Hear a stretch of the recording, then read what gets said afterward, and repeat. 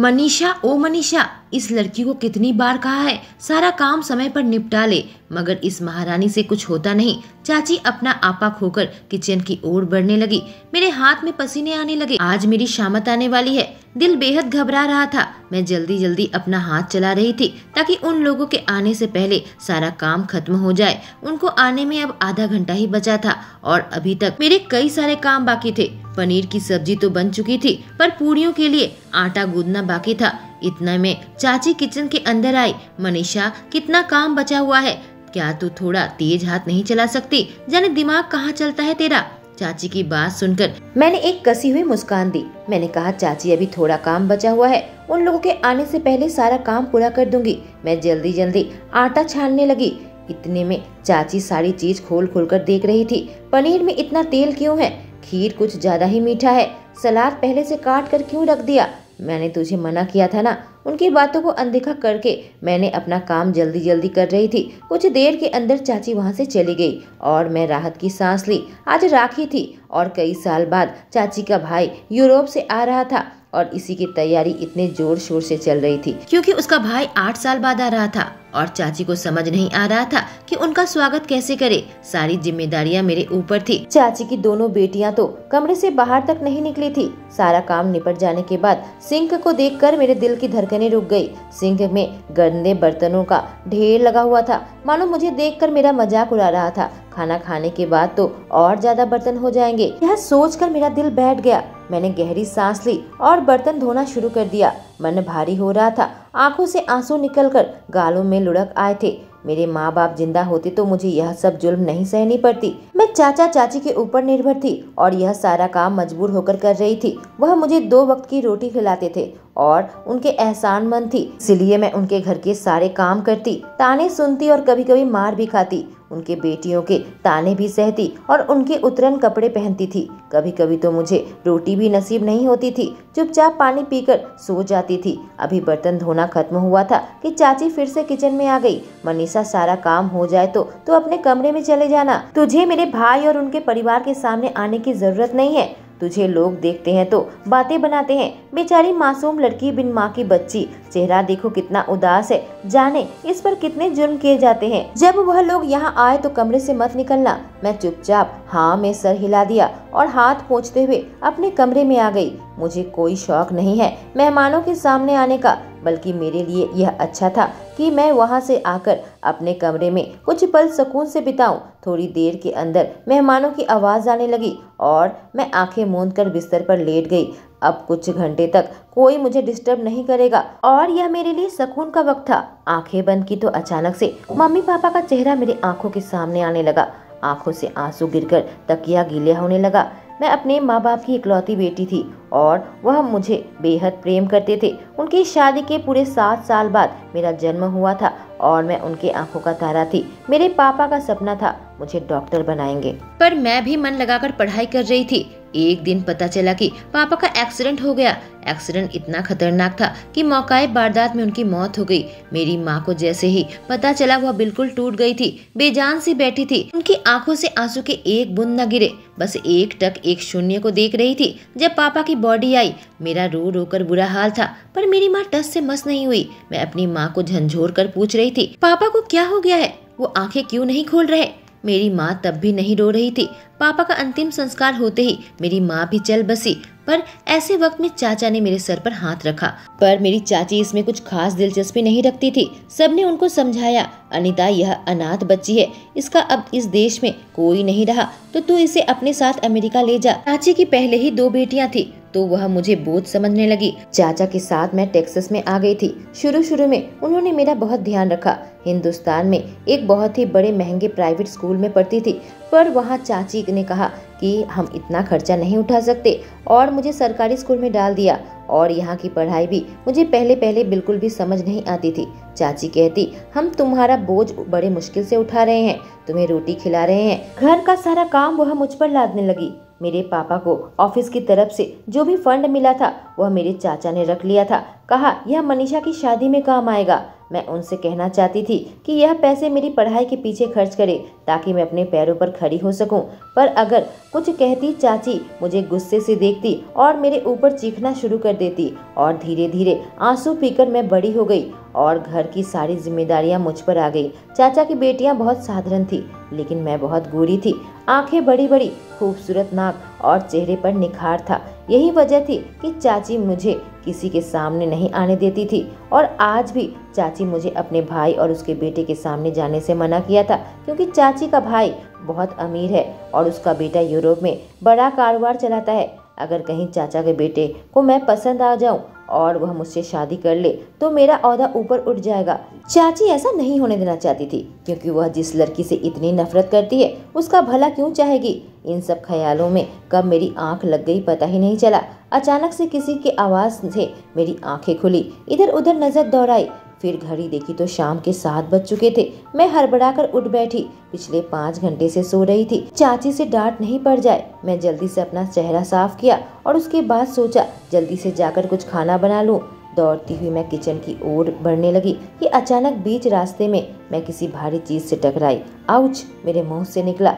आखिर में किस चीज से टकराई यह देखने के लिए जब अपनी नजरें उठाई तो एक बहुत ही हैंडसम नौजवान मेरे सामने खड़ा मुझे मनोरंजन के साथ देख रहा था। उसके चेहरे पर एक नखड़े की मुस्कान थी। अरे इतनी हड़बड़ी में कहाँ जा रही हो? धीरे धीरे चलो, उसने कहा। मैं हकीकत की दुनिया में आई और सर झुकाकर वहां से गुजरने लगी कि उसने झट से मेरी कलाई पकड़ ली। अरे कहाँ जा रही हो? रुको, तुम्हारा नाम क्या है? मैंने धीरे से कहा मनीषा, और उसके बाद जाने लगी, पर उसने मेरा हाथ नहीं छोड़ा। रुको ना, मैं दोपहर से यहाँ पर हूँ, तुम्हें क्यों नहीं देखा? तुम कौन हो? यह मेरे चाचा का घर है, मैंने जवाब दिया। ओ अच्छा, कहकर वह मुस्कुराया और मेरे आंखों में देखने लगा। धीरे से उसने मेरा हाथ छोड़ दिया और मैं किचन में आ गई। मुझे एहसास हो रहा था वह मुझे पीछे से देख रहा है और मेरा दिल तेजी से धड़कने लगा। उसकी आंखों में कुछ था जो मुझे परेशान कर रहा था। इतने में चाची किचन में आ गई और मैं पैनिक करने लगी। चाची माफ करना, मुझे नहीं पता था यह लोग नहीं गए हैं, वरना मैं कमरे से बाहर नहीं आती। चाची ने कहा मनीषा घबरा मत, यह लोग यहाँ और 7 दिन रुकने वाले हैं और इतने दिन तुम अपने कमरे में बंद नहीं रह सकती, नहीं तो घर का काम कौन करेगा।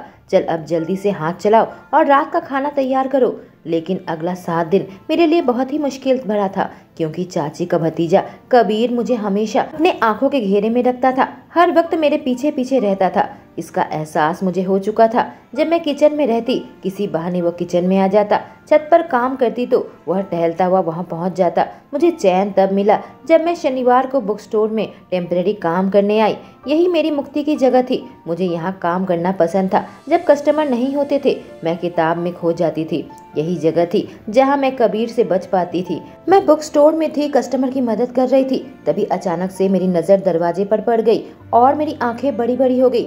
मैनेजर ने मुझे बुलाया और नया कस्टमर की मदद करने को कहा। मेरे अंदर बेहद डर पैदा होने लगा, जो मैं छुपाने की पूरी कोशिश कर रही थी, क्योंकि सामने कबीर खड़ा था और मुझे देखकर नखड़े की मुस्कान दे रहा था। अगले कुछ मिनट बहुत ही मुश्किल से गुजरे, जब मैं उसे किताबों के अलग अलग क्षेत्र दिखा रही थी, और उसके बाद मैंने उसे एक जगह पर छोड़ दिया, क्योंकि मैं समझ चुकी थी यह बस मेरे साथ टाइम पास करना चाहता है। अपना काम खत्म करके मैं बाहर निकली और तेज तेज कदम चलाकर घर की ओर जाने लगी। शाम ढल चुकी थी, लेकिन मुझे एहसास हुआ कोई मेरा पीछा कर रहा है। मेरी सांसें तेज हो गई, पीछे मुड़कर देखने की हिम्मत नहीं थी। मैं लगभग घर के करीब पहुंच गई थी, पर वह शख्स अभी मेरे पीछा कर रहा था। अचानक तेज कदमों की आवाज आई और किसी ने पीछे से मेरा कमर पकड़ लिया। मेरे मुंह से लगभग चीख निकल गई, लेकिन उस शख्स ने अपने हाथों से मेरा मुंह दबा दिया। मेरे पीठ उसके सीने से पूरी तरीके से दब चुका था। मैं अपने हाथ पैर चलाने लगी। मुझे लगा वह शख्स मुझे किडनैप कर लेगा,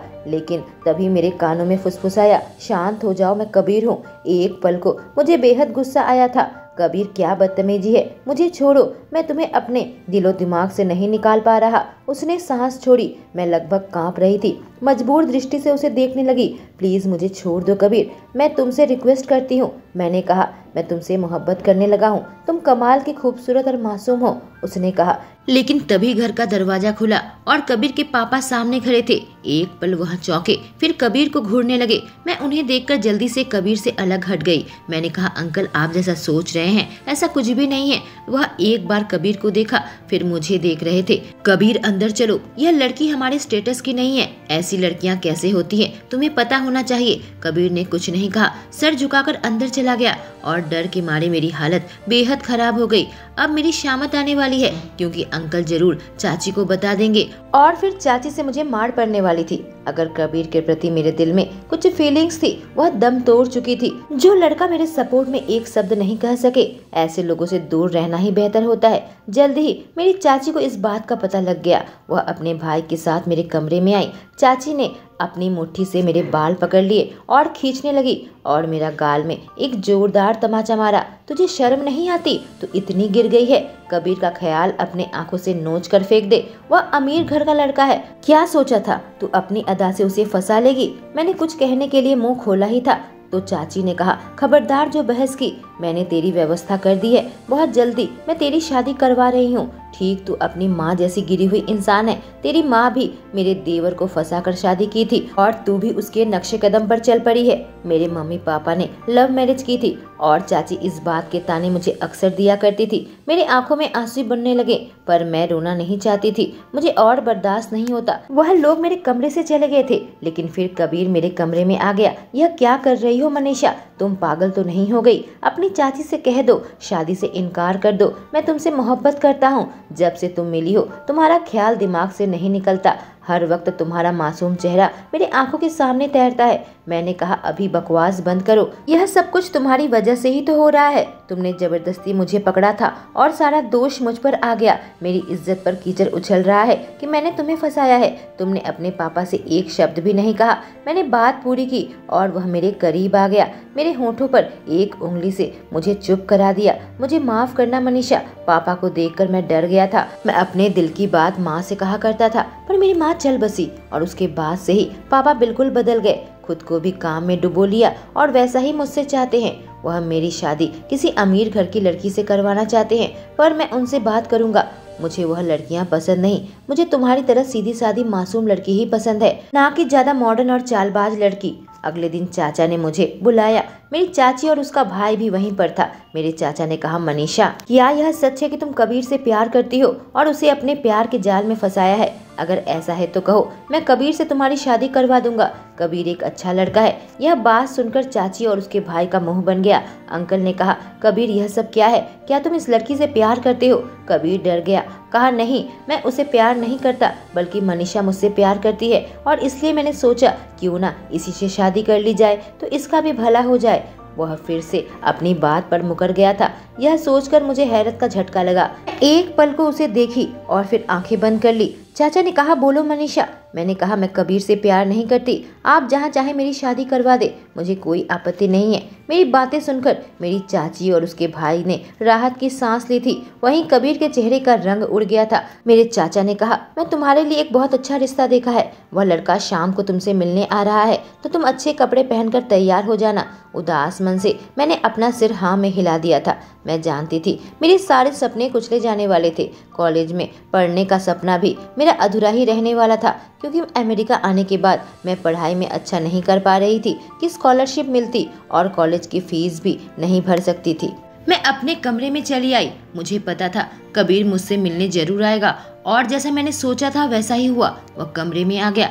मनीषा, यह तुमने क्या कर दिया? इतनी मुश्किल से मैं उन्हें मना पाया था, तुमने इनकार क्यों कर दिया? उसे देखकर मेरे दिल में गुस्सा भरने लगा था और एक दर्द का आभास भी हो रहा था। जो लड़का अपने पापा से इतना डरता है कि अपने दिल की बात नहीं कर सकता, उससे मैं शादी कैसे कर सकती हूँ? मैंने कहा, मैं तुम्हारी बहादुरी देख चुकी हूँ। देखो मनीषा, उसने कहा और फिर मेरा हाथ पकड़ लिया। मैं तुम्हें बेहद चाहता हूँ, पर मेरे डैड गुस्से वाले हैं और मैं उन्हीं के बिजनेस में काम करता हूँ। मैं किसी तरीके से उन्हें मना लूंगा। तुम इस शादी के लिए इनकार कर दो। मैंने अपना हाथ उसके हाथों से छुड़ा लिया। कहा, मुझे अकेला छोड़ दो और यहाँ से निकल जाओ। पर वह था कि वहीं पर पुतला बना खड़ा था, मेरी आंखों में देख रहा था।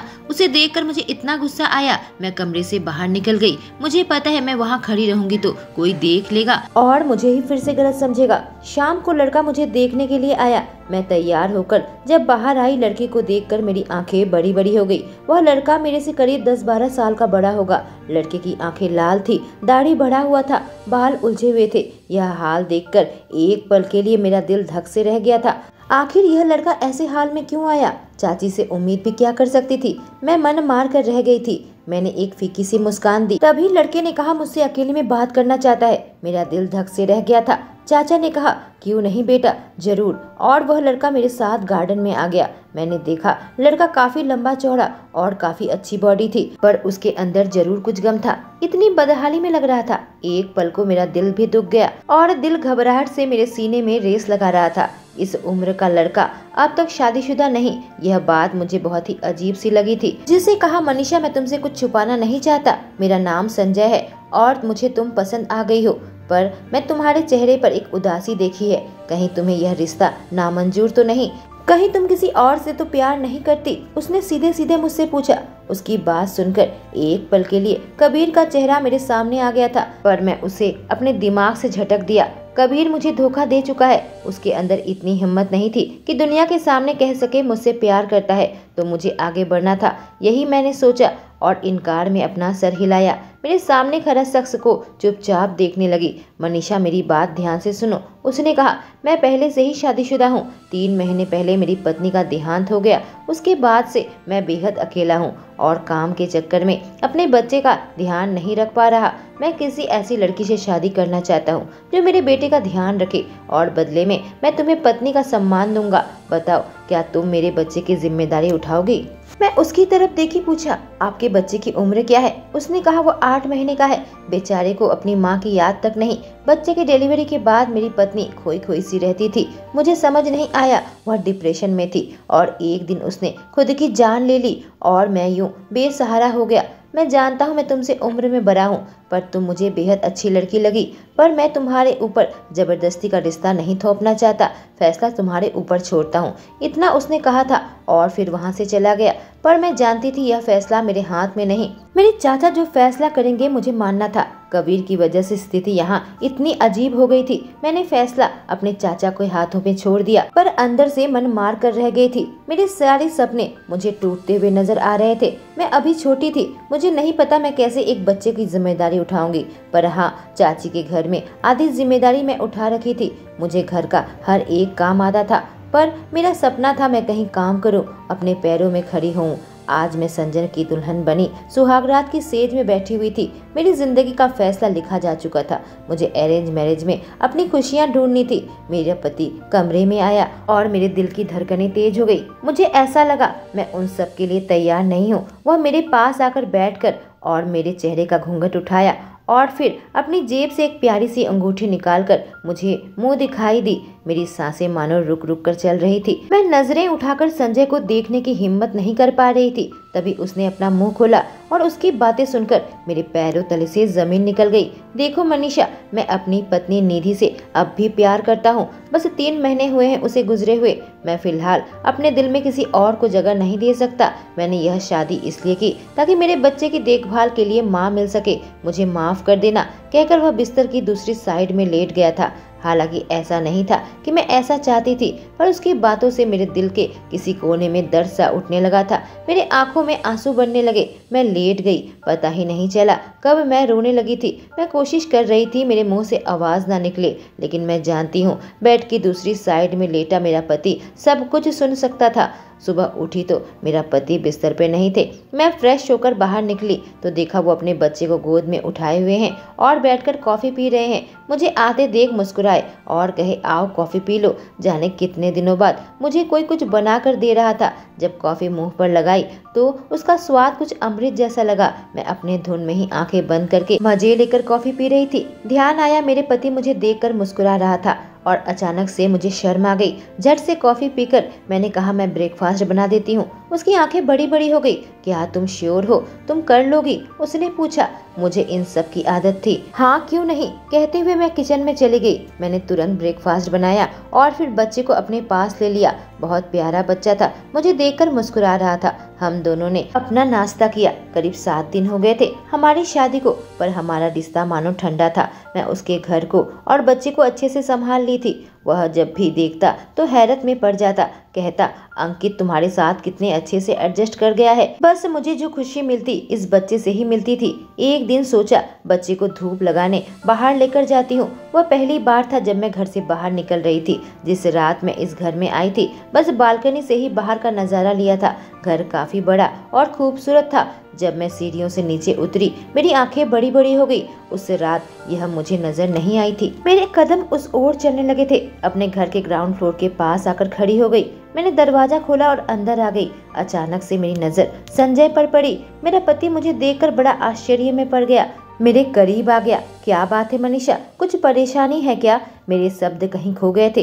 वैसे भी माँ बाप की मौत के बाद बेहद चुपचाप रहती थी। मैंने अपना सर हिलाया। नहीं, मैं तो बच्चे को लेकर धूप में आई थी कि इस बिल्डिंग के नीचे वाले माले पर मेरी नजर पड़ी और खुद ब खुद मैं अंदर आ गई। वह हंसने लगा, कहा यह मेरी ही डे केयर है। जो माँ बाप नौकरी करते हैं वह अपने बच्चों को यहाँ छोड़ जाते हैं और काम खत्म होने के बाद यहाँ से बच्चों को ले जाते हैं। यहाँ हर रोज 50 बच्चे आते हैं। उस रात बंद था इसलिए तुम देख नहीं पाई थी और फिर मुझे वक्त नहीं मिला कि मैं तुम्हें यहाँ लाऊं।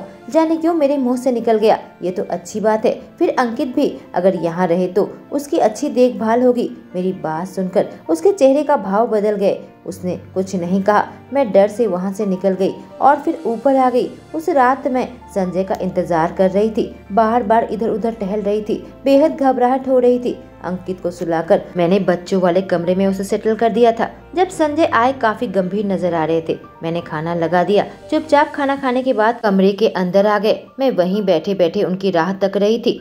मुझे बेहद डर लग रहा था क्योंकि वह मुझसे बात नहीं कर रहे थे।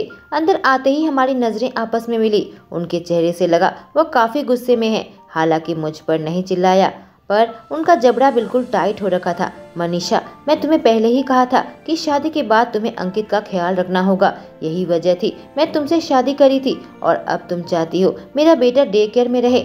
तुम उसका ध्यान नहीं रखना चाहती। उसने काफी गुस्से से कहा। उसके चेहरे को देखकर मेरा दिल कांपने लगा था। मेरी आंखों में आंसू बनने लगे थे। ऐसी बात नहीं है, मैं डर डर के कही। मुझे बहुत अच्छा लगता है अंकित के साथ वक्त बिताना। इतना कहते हुए मेरे आंखों से आंसू टपकने लगे। मुझे ठंडी दृष्टि से देख रहा था जैसे मेरे रोने से उसे फर्क नहीं पड़ता। दरअसल कहकर मैं चुप हो गई। जो कहना है साफ साफ कहो मनीषा। अगर मुझसे शादी नहीं करनी थी तो तुमने मना क्यों नहीं किया था? मैंने तुम्हें पूछा था। उसकी आंखों में देखी। अब मेरे अंदर गुस्सा बढ़ने लगा। मैं खड़ी हो गई। कहा मेरे पास कोई चारा नहीं था। मेरे मम्मी पापा नहीं हैं। मैं अनाथ हूँ। चाचा चाची जहाँ रिश्ता तय करवाया था मुझे मानना था। मैंने कुछ सपने देखे थे। मैं पढ़ना लिखना चाहती थी, अपने पैरों पर खड़ा होना चाहती थी। शादी के बाद सब कुछ बिखर गया। शादी से पहले वीकेंड में मैं एक बुक स्टोर में काम करती थी। वो बच्चे को छोड़कर मैं कहीं नहीं जा सकती। आसपास किसी को जानती नहीं, हर वक्त अकेली रहती हूँ। एक सांस में मैंने सब कुछ कह डाला था जो मैं हर वक्त महसूस करती थी।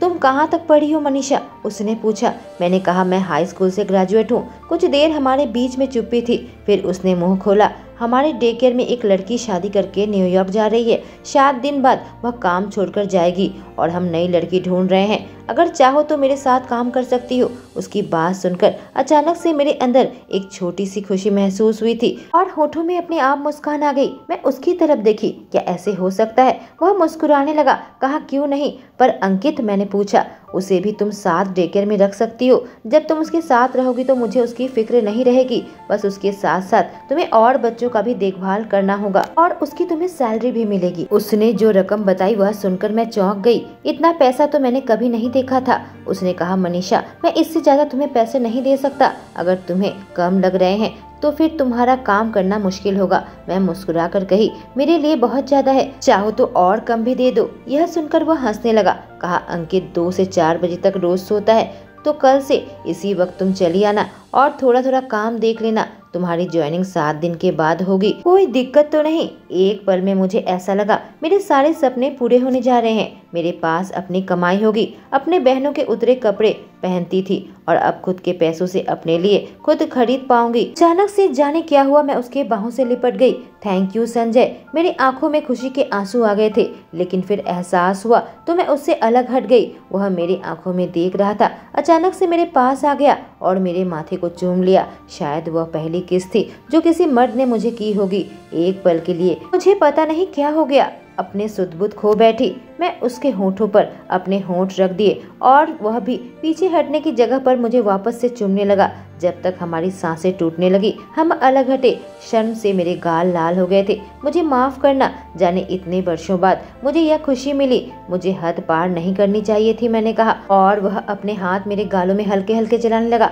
कहा, मैं कोशिश करूंगा तुम्हें कोई दुख न पहुंचे कि अब तुम मेरी पत्नी हो। उस दिन वह मुझसे दूर अलग हटकर नहीं सोया था, बल्कि मेरे करीब आकर मुझे अपने बाहों से लगा लिया था। मैं हल्की हल्की उसकी पीठ सहला रही थी। मैं जानती हूँ संजय अपनी पत्नी को नहीं भूल पाया है, पर मैं उसका सारा गम ले लेना चाहती थी। मैं जल्दी ही काम शुरू कर दी। जब भी वहाँ जाती थी संजय कई बार चोरी छुपे मुझे देखता था। जैसे ही मैं उसे देखती वह अपनी आंखें हटा लेता, पर उसके चेहरे पर एक मुस्कान रहती थी। बच्चों के बीच में मुझे बेहद अच्छा लगता था। अंकित के साथ साथ मैं और सारे बच्चों का ध्यान रखती थी। धीरे धीरे मैं अपने गम भूलने लगी थी और मुझे संजय की आदत होने लगी थी। जब तक वह मुझे अपनी बाहों में नहीं भरता मुझे नींद नहीं आती थी। वह मेरा ऐसे देखभाल रखता था जैसे मैं भी कोई बच्ची हूँ। कई बार वह खुद आकर खाना बना दिया करता था। कहता था, तुम थक गई होगी, नीचे भी इतना मेहनत करती हो। मैं कहती मुझे इन सब की आदत है, पर वह नहीं सुनता। आज रात बहुत तेज बारिश हो रही थी।